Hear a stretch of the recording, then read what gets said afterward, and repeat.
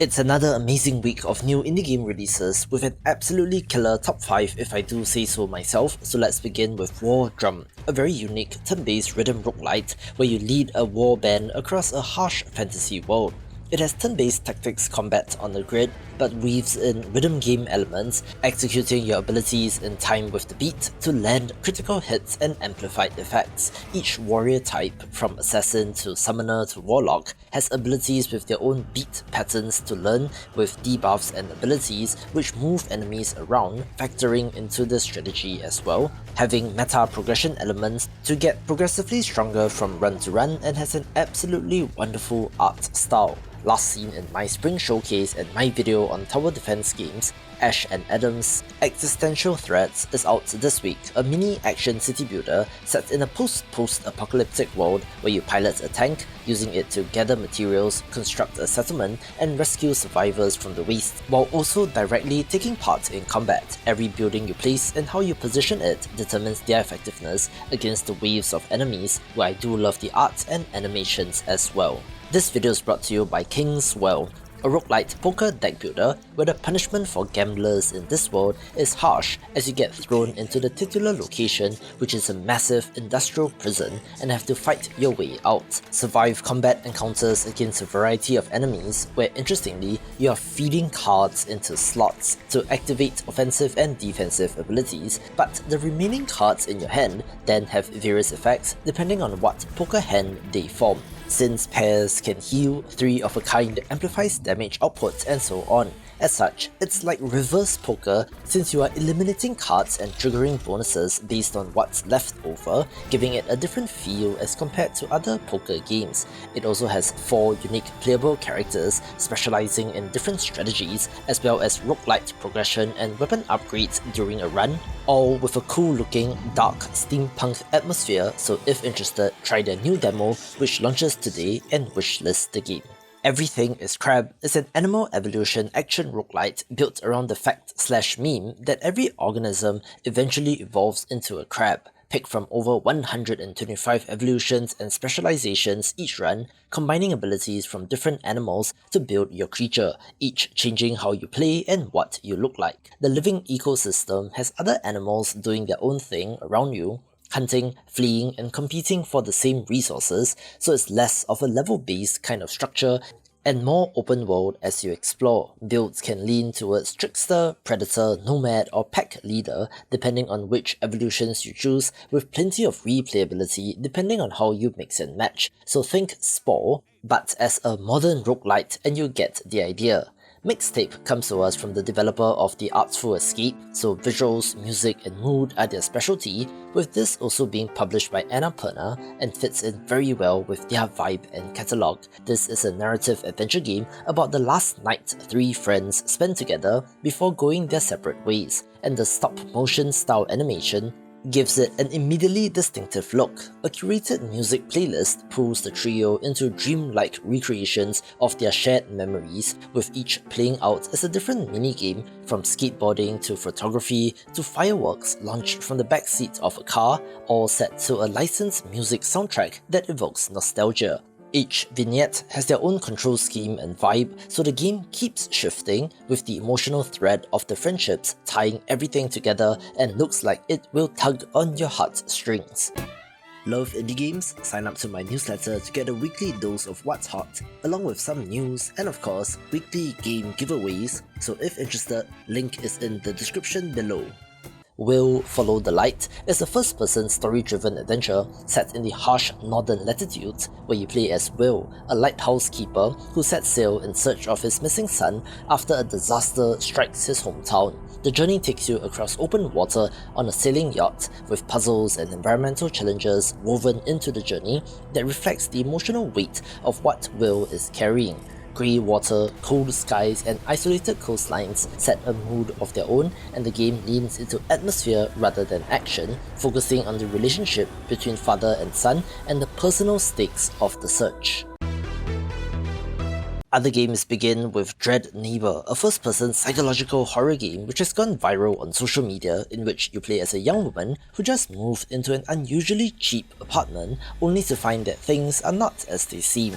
The horror runs on paranoia, with familiar spaces shifting depending on where you look and where you don't, and the sense that countless eyes lurk within every room, watching from all angles. There's some sort of antagonist or stalker type character in the mix, with intense chase sequences to match, all as you uncover clues to find out what is really going on, with 3 distinct endings including a true ending giving you reason to replay the game and to see it through. So if you love horror games, this is one to get. I like the clever title of Dark Side of the Moon, with this being a relaxing, cozy space exploration game where you play as Doug, a duck astronaut searching for a new home, and crash lands onto a strange corner of the galaxy and decides against all odds to enjoy the situation. You explore planets and glowing caves, gather rare materials, craft gadgets, and upgrade your spaceship at your own pace with no pressure, and looks pretty chill. The galaxy is full of curious creatures who are delighted to meet you, with local mysteries to solve and even a fun fair to discover along the way,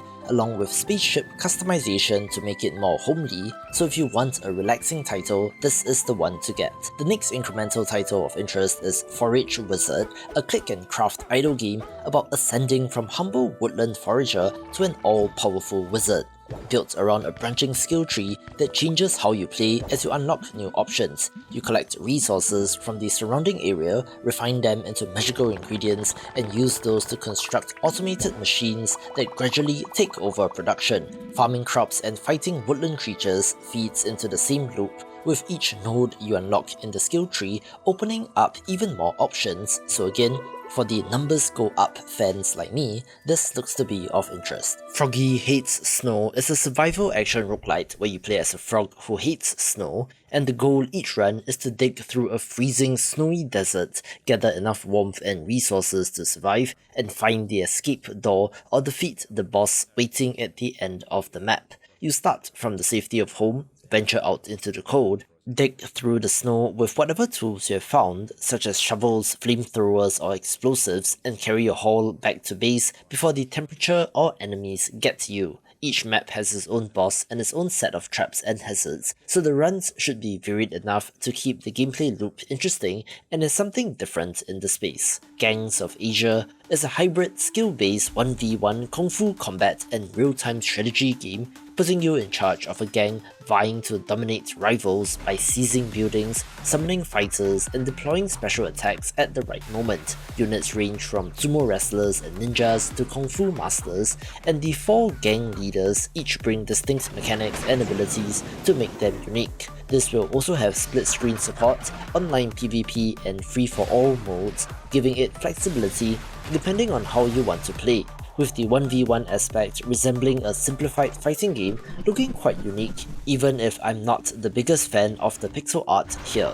A colourful, absurd action platformer is Holy Grail for Dummies, where you play as Buckethead, a retired hero dragged back into relevance by a group of adventurers who need someone to return the Holy Grail to prevent yet another global crisis. The game does not take itself seriously, with eccentric characters, bizarre enemies, and a light-hearted tone and writing that keeps comedy front and center. You jump, run, fight through waves of enemies, collect scattered items, and make questionable acquaintances along the way, with new abilities and gear unlocking as you progress. So yes, while the 2D action platformer has been done to death, the setup, art, and vibe is enough to get my attention and is the hidden gem of the week. I'm not usually a space game person, but In the Black looks awesome, a space combat simulator set in the 23rd century where warring mega corporations hire you as a private military contractor to fight their shadow wars across the solar system. You rank up through contract missions and competitive PvP matches, customizing and upgrading your ship as you earn access to more advanced and deadlier ships. The game is set within our own solar system, with the conflict framed around corporate control of the system's resources, which gives the fiction more grounding than the usual far-future space opera, and is supposed to have realistic space combat with a serious respect for science as well. Key people working on this game include industry veterans that made games like MechWarrior 2, Mercenaries, Far Cry, Crysis, and the X-Wing/TIE Fighter games, so I'm guessing they know what they're doing and will be for space combat fans. Infinity Sweeper takes classic Minesweeper and runs it through the roguelite machine, adding upgrades, boss fights, and a procedurally generated grid that scales in size and complexity the further you push. The basic rules are unchanged, where you uncover tiles, flag mines, read the numbers, and avoid the wrong click,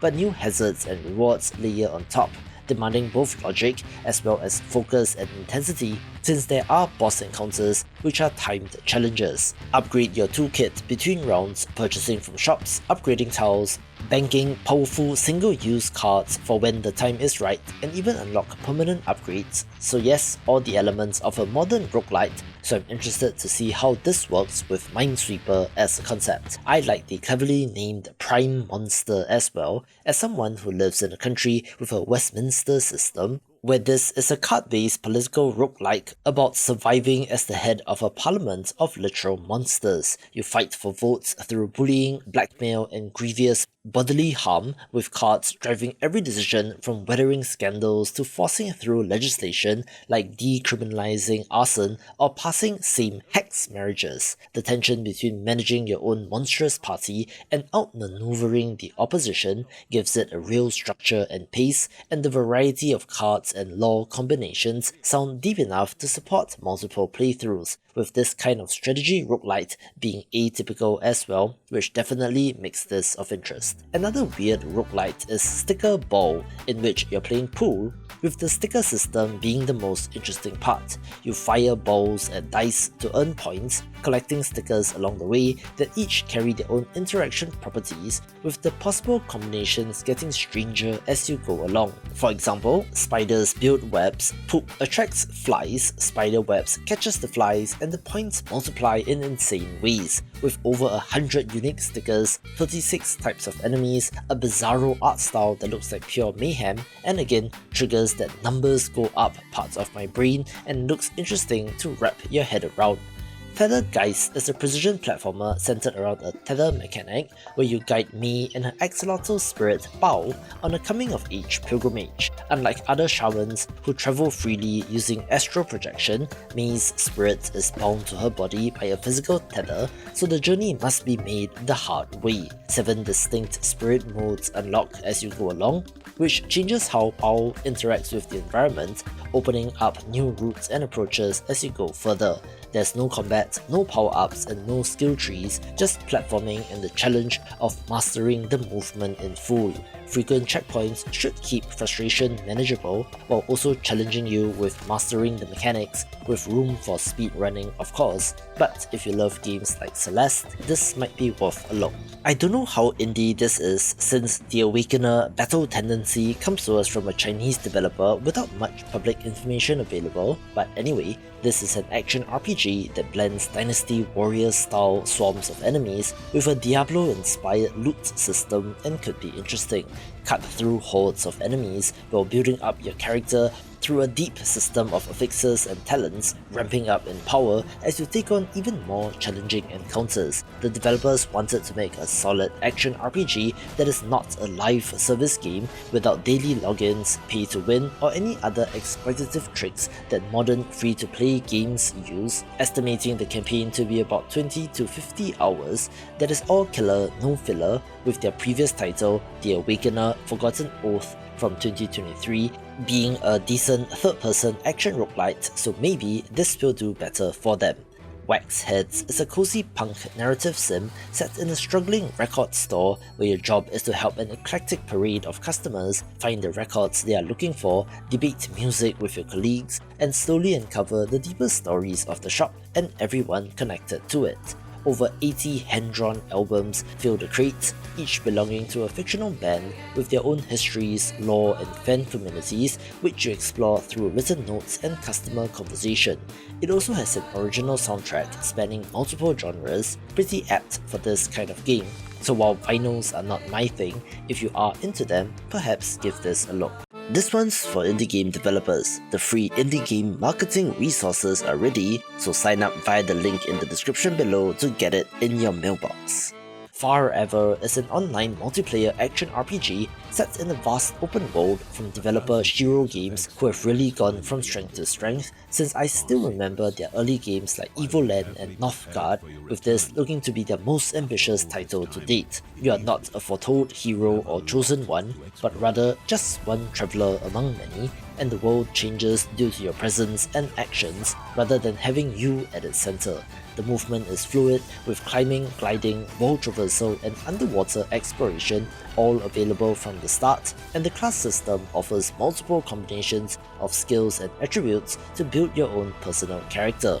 Dungeons, enemies, forgotten temples and hidden caverns are scattered across the open world for you and your group to discover. It's an MMO light with a shared overworld, but instanced dungeons and specific locations, drawing comparisons to Guild Wars 2, so I'm very curious about the reception to this. Dead as Disco is a neon-drenched beat-em-up where you play as Charlie Disco, a dead drummer returning for one night to confront the ex-bandmates who became larger-than-life idols, and to find out who really killed Disco. Combat syncs to the music in real time, with attacks, dodges and takedowns all being on the beat, where learning and mastering each idol's musical patterns unlocks new moves, talents and dances as you become a master of Beat Kundo. A non-linear story unravels as you play, also giving you the option to visually customize your character with a dive bar area to customize with collectibles as well, so if you love rhythm games, this looks like a no-brainer.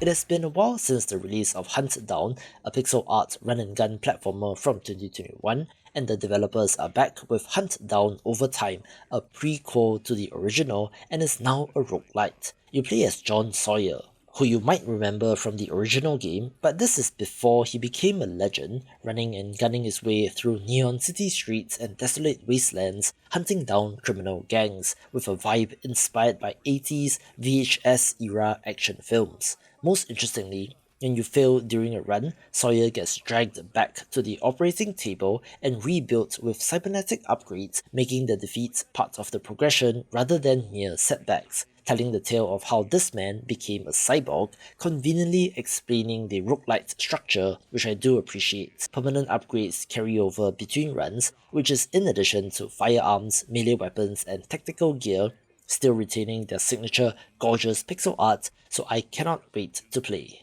We also have the release of the long-in-development Mortal Slice, a parkour action-adventure title where you explore a brutalist, post-apocalyptic mega-structure, and if the movement system gives you Prince of Persia vibes, that definitely seems to be very intentional. You play as P, a girl with a chainsaw, running, climbing, wall running, sliding and performing stunts through corridors full of rogue construction equipment that are actively trying to kill you. Smaller machines go down in regular combat encounters, but the massive, and I mean massive bosses require different tactics where you can somehow parry these giant machines, but also to climb up them and slice them apart piece by piece. So if you are bemoaning the cancellation of the Sands of Time remake, this might be the game for you. From the developer of Crosscode comes Alabaster Dawn, an action-adventure RPG set in a ruined world where the gods have vanished and the curse of Nyx has consumed everything. You play as Juno, the outcast chosen, tasked with awakening humanity and breaking the curse. The combat builds directly on Crosscode's foundations, with stylish combos across multiple divine weapons, and will have puzzles as well. New here is the rebuilding of settlements and establishing trade routes, which changes the world visually, adding a tangible sense of advancement to the exploration. Crosscode was one of the most impressive indie action RPGs ever made, so I have high confidence that Alabaster Dawn will be awesome as well. Watch this video for more action-adventure indie games.